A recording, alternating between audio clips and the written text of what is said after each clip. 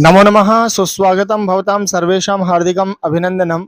मित्राणि, विजयश्री संस्कृत एकेडमी परिवार में आप सभी का एक बार फिर से स्वागत है, फिर से अभिनंदन है। साथियों, हमने संधि प्रकरण प्रारंभ किया था पढ़ना, और संधि प्रकरण में आज हम चर्चा कर रहे हैं दो और संधियों की।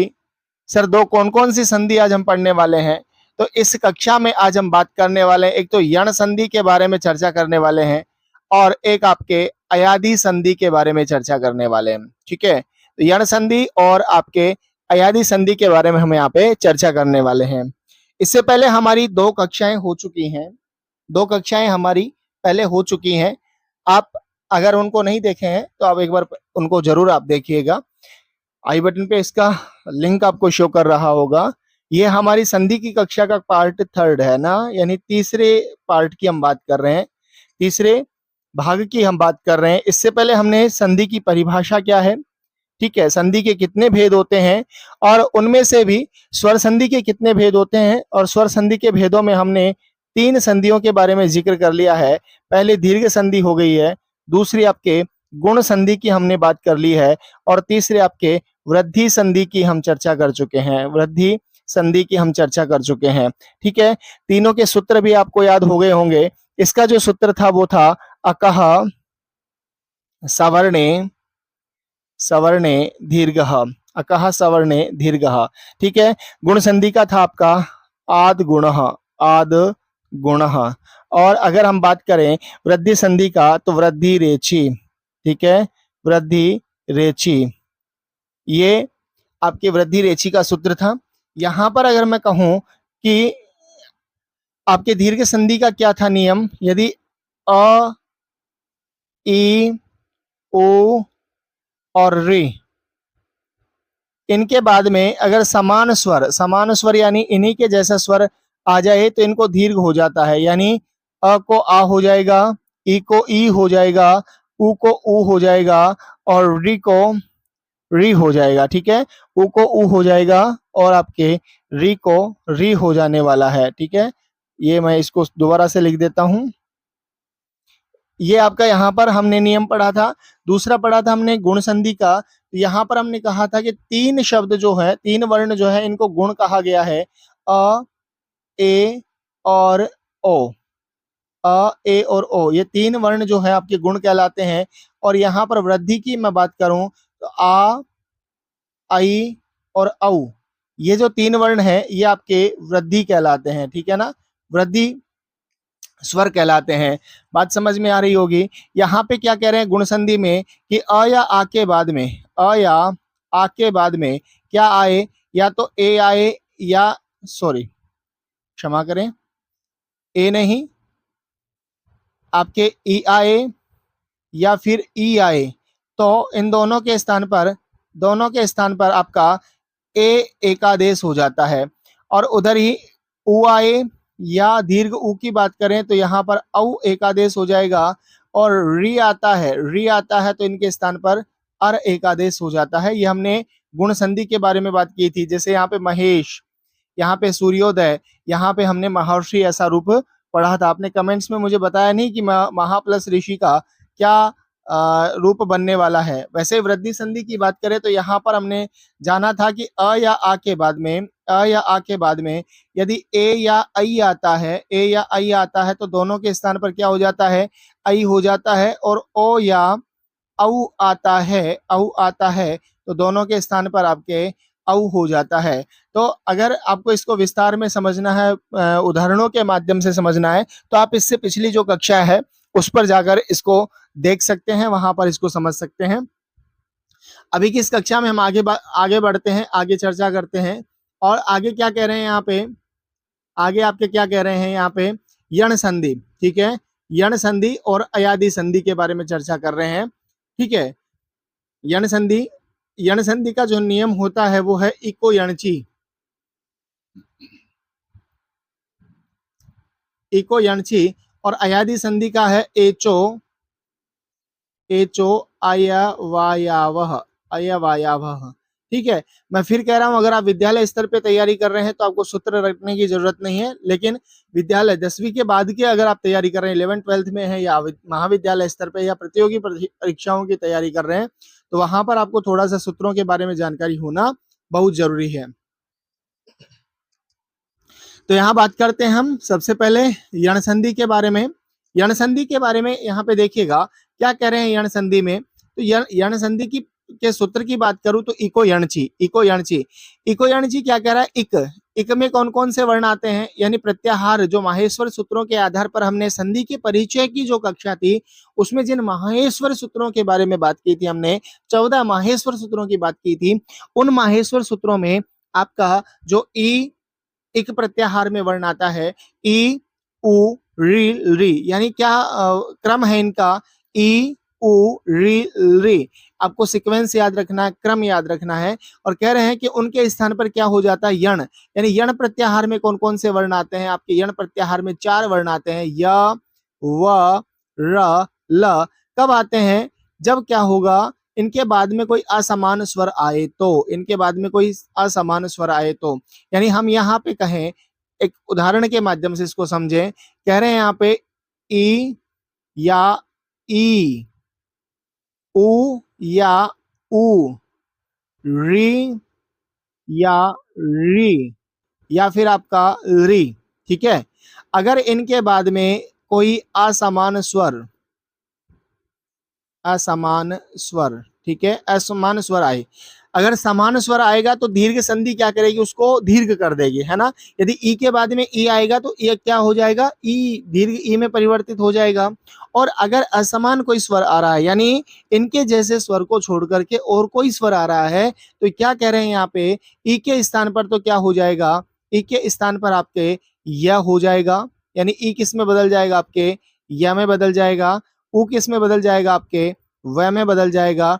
री किस में बदल जाएगा, आपके र में बदल जाएगा। और री किस में बदल जाएगा, आपके ल में बदल जाएगा, ठीक है ना। तो ये आप एक सारणी बना लीजिएगा, ये आपका एक सारणी बना लीजिएगा और इसको आप अच्छे से याद कर लीजिएगा, ठीक है। क्या कर लीजिएगा, अच्छे से इसको याद कर लीजिएगा, ये तरीका काम आने वाला है, ये तरीका आपका काम आने वाला है, ठीक है। यानी ई के बाद में कोई असमान स्वर आएगा तो यह हो जाएगा ई के स्थान पर। यहाँ एकादेश नहीं होगा, ठीक है, यहाँ केवल आदेश हो रहा है ना। यहाँ क्या होगा, आदेश होता है।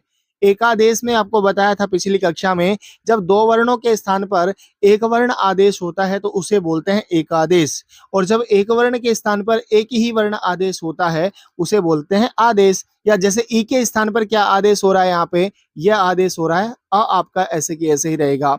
उदाहरण के माध्यम से हम समझने का इसको प्रयास करते हैं। यहाँ दिया हुआ यदि प्लस अपि, यदि के अंत में देखिए क्या दिया हुआ है, यहाँ पे ई, यदि के अंत में क्या दिया हुआ है, ई, और अगले वर्ण में आप देखिएगा क्या दिया हुआ है, अ।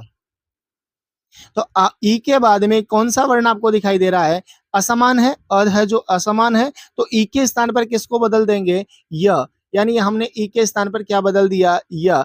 अब हमारे पास में यदि में से ई निकालेंगे तो हमारे पास में दो शब्द बच गए, या द, ठीक है, और आगे क्या मिला हुआ है, अपि। तो य में जैसे ही आप अपि मिलाएंगे, अ मिलाएंगे, तो ये रूप पूरा बन जाएगा, और रूप क्या बन जाएगा, य द्य, ठीक है। य में अ मिल गया तो हो गया, और आगे क्या है, पी, तो यहाँ पर रूप क्या बन गया, यद्यपि, है ना। यद्यपि जो मैंने यहाँ लिखा है ऐसे भी लिख सकते हैं, और ये टेक्निकल रूप है तो उसको आप ऐसे भी लिख सकते हैं ना, ये फॉन्ट के कारण यहाँ पर ऐसा है, तो आप यद्यपि इसको ऐसे भी लिख सकते हैं। दोनों ही रूप क्या है, आपका शुद्ध रूप है, दोनों ही रूप आपके सही हैं। बात समझ में आ रही होगी, ठीक है। ऐसे अगले उदाहरण की ओर बात करता हूं। इति प्लस आदि, इति प्लस आदि, ई के स्थान पर यह रूप क्या बन गया, इत्यादि। अति प्लस आचारः, रूप क्या हो जाएगा, अत्याचारः। ऐसे इति प्लस अवदत, इत्यावदत। अब आप देखिएगा, अगर आपको य और व, ठीक है, या और व से पहले अगर आपको कोई हलंत वर्ण दिखाई दे रहा है ना, हलंत वर्ण, अलंत वर्ण, या हम कहें कि व्यंजन वर्ण दिखाई दे रहा है, तो वहां पे संभावनाएं कौन सी हो जाएंगी, यण संधि की संभावना हो जाएंगी। जैसे देखो यहाँ पर यद्यपि में यह दिया हुआ है, इससे पहले देखो हलंत वर्ण है, यहाँ पर यह दिया हुआ है, यह से पहले त आधा वर्ण है, अत्याचार में भी त आधा वर्ण है, इत्यावदत में भी त आधा वर्ण है, ठीक है ना। आधा वर्ण है, तो यहाँ संभावनाएं कौन सी है? यहाँ संभावनाएं आपके कौन सी संधि की है? यण संधि की है। लेकिन ध्यान रखिएगा, जैसे हमने संधि के परिचय वाली जो कक्षा थी उसमें हमने पढ़ा था अद्यापि, ठीक है, वहां पे क्या पढ़ा था हमने? अद्यापि,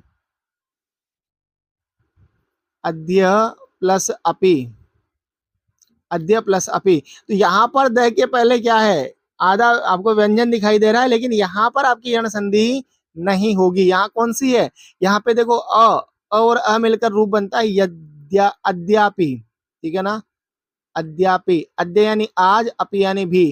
तो यहाँ पर आपकी कौन सी होगी? इसीलिए मैं कहता हूं कि जो भी ट्रिक्स मैंने बताए हैं वो 70 से 80% काम करते हैं, ठीक है ना? 70 से 80% काम करते हैं विद्यालय स्तर पे, ये इससे काम हो जाने वाला है। लेकिन प्रतियोगी परीक्षाओं में जब प्रश्न पूछे जाते हैं तो इसी प्रकार के क्या दिए जाते हैं, वहां पर प्रश्न दिए जाते हैं, जिससे उत्तर गलत होने की क्या होती है, वहां पे संभावना होती है। लेकिन विद्यालय स्तर पे ऐसा नहीं होता है, ठीक है ना? तो आप ये इससे देख सकते हैं। कुछ उदाहरणों के बारे में और चर्चा कर लेते हैं। जैसे नदी प्लस आवेग, नदी प्लस आवेग क्या हो जाएगा? नद्यावेग। आवेग का मतलब उसका बहाव हो गया है ना, यहाँ विसर्ग और आ जाएगा, आपका विसर्ग आ जाएगा, रूप क्या बन जाएगा? नद्यावेग। ऐसे ही सखी प्लस ऐश्वर्यम, सखी प्लस ऐश्वर्यम, सख्यैश्वर्यम, सख्यैश्वर्यम। सु प्लस आगतम, रूप बन जाएगा आपका स्वागतम, सु प्लस आगतम क्या रूप बन गया? स्वागतम। ऐसे ही अनु प्लस अयः, अनु प्लस अयः, रूप क्या बन गया आपका? अन्वयः, अन्वयः। ये आपके परीक्षाओं में पूछे जा सकते हैं विद्यालय में, ठीक है ना? अनु प्लस एषणम, अन्वेषणम, अनु प्लस एषणम क्या रूप बन जाएगा आपका? अन्वेषणम। ऐसे ही मधु प्लस अरि, ये कई बार पूछा जा चुका है। उ को देखो यहाँ पे वह आदेश हो जाएगा, यहाँ पे उ दिया हुआ है, उ को क्या कर देंगे? वह।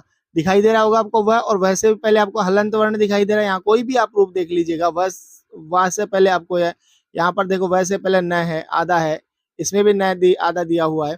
ऐसे भी यहाँ पर भी वह में इससे पहले ध आधा है, इस ध आधा है, ठीक है? आधा नहीं है, वैसे पूरा है, लेकिन हम समझने के लिए आपको बता रहे हैं कि ये क्या है? आधा है, ठीक है ना?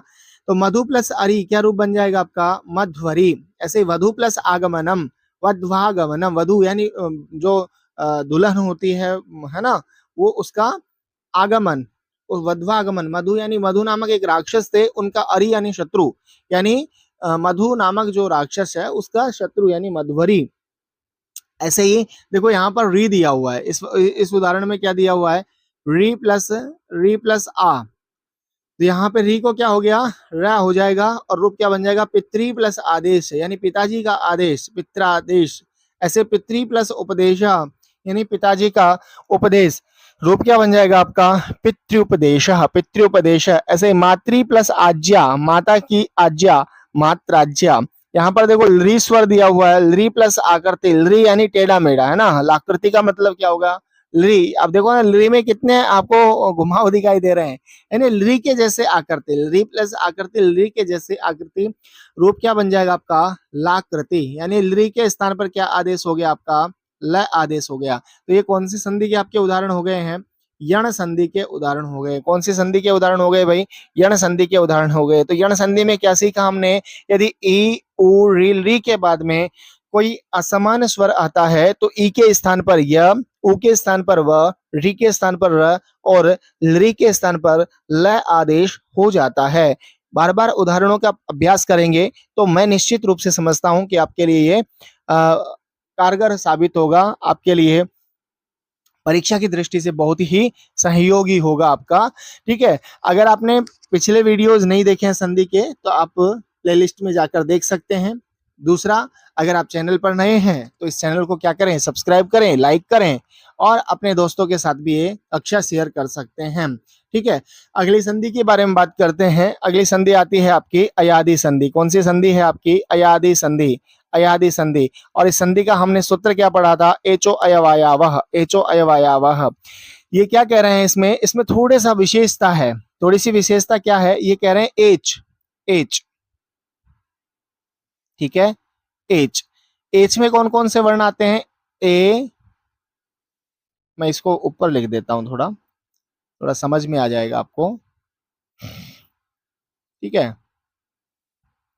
यहां पर लिख देता हूं एच, एच में कौन कौन से वर्ण हैं आपके, ए और आई, ओ और औ, ठीक है, ओ और औ ये आपके हैं, ए ओ आई औ। अगर हम माहेश्वर सूत्रों में बात करते हैं, माहेश्वर सूत्रों में बात करते हैं तो माहेश्वर सूत्रों में क्रम इनका यही है, ए ओ आई औ, ठीक है ना, इस तरह से। अब ये क्या कह रहे हैं कि अगर एच के बाद में कोई भी स्वर आए, यहाँ कंडीशन क्या है, स्वर की कंडीशन है कि स्वर होना चाहिए। अब वो चाहे समान हो या असमान हो, कैसा भी हो सकता है। यहाँ पर ये नहीं कहा कि वो समान ही होना चाहिए या असमान ही होना चाहिए, यानी किसी भी प्रकार का क्या होना चाहिए, स्वर होना चाहिए।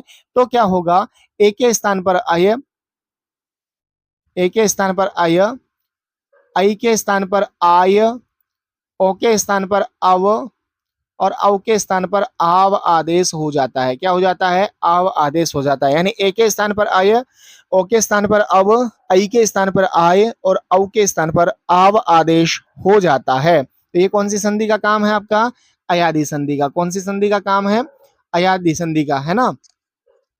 अब यहाँ क्या कह रहे हैं देखिएगा, जब ए या आई, ठीक है, जब ए या आई ओ तथा औ के बाद कोई स्वर आए, यानी कोई भी स्वर हो सकता है, वो समान हो सकता है, असमान स्वर हो सकता है। तो ए को आय, आई को आय, ओ को अव तथा औ को आव आदेश हो जाता है ना। अयादी चतुष्टय के नाम से भी इनको जाना जाता है, ठीक है ना। यानी अयादी संधि की बात करें तो इसको अयादी चतुष्टय के नाम से भी हम जानते हैं, ठीक है। तो यहाँ पर क्या कह रहे हैं, क्या कह रहे हैं यहाँ पे, उदाहरण के माध्यम से समझने की बात करें तो ने में क्या मिला हुआ है आपका, ए प्लस अ, ए के बाद ए को किस में बदल देंगे, अय में। हमारा ने में से आ गया तो क्या बच गया, न, ठीक है। और आगे क्या है, अनम। यहाँ पर आदेश हो रहा है, न कि एक आदेश हो रहा है, ये भी ध्यान रखिएगा, ठीक है। क्या हो रहा है, आदेश हो रहा है, न कि एकादेश हो रहा है। और रूप क्या बन जाएगा आपका, नयनम। क्या रूप बन जाएगा, मिलाकर लिख देंगे तो ये वाला रूप बन जाएगा, ने प्लस अनम रूप बन गया नयनम। ऐसे शे प्लस अनम रूप क्या बन जाएगा, शयनम। नहीं प्लस अकह नायकह, नहीं प्लस अकह, क्योंकि आई दिया हुआ है, आई को आई आदेश होगा। ऐसे ही भो प्लस अनम, भो प्लस अनम रूप क्या बन जाएगा, भवनम, भवनम। भो प्लस ए, है ना, भानो प्लस ए रूप बन जाएगा आपका भानवे।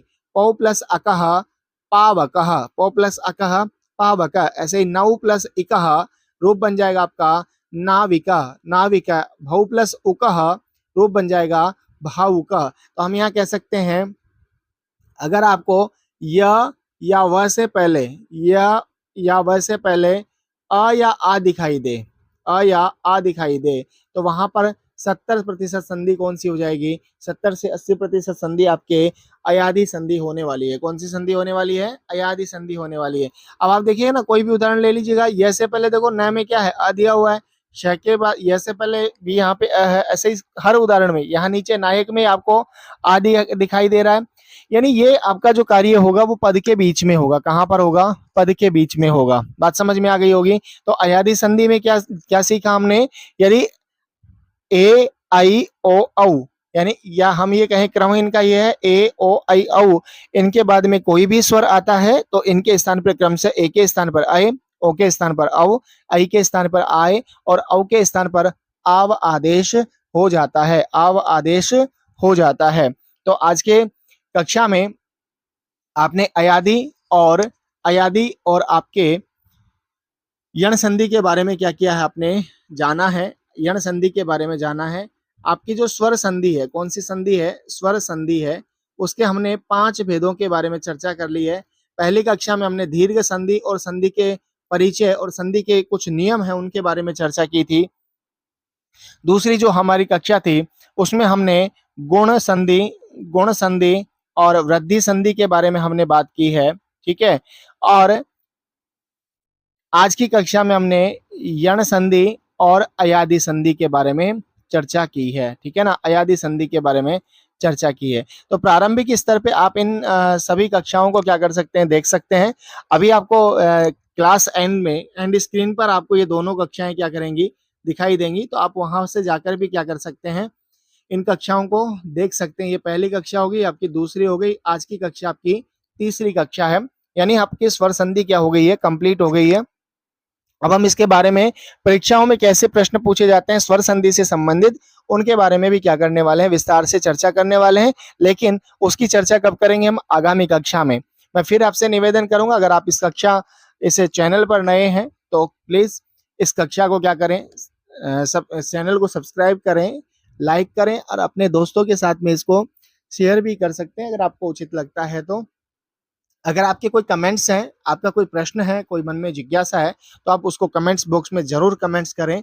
हम आगामी कक्षा में उसको समाधान करने का प्रयास करेंगे, ठीक है, या आपको कमेंट्स बॉक्स में वहां पर ही उसका सॉल्यूशन देने का भी प्रयास करेंगे। मैं आशा करता हूं कि आपका हमारे प्रति जो विश्वास है वो ऐसे ही बना रहेगा।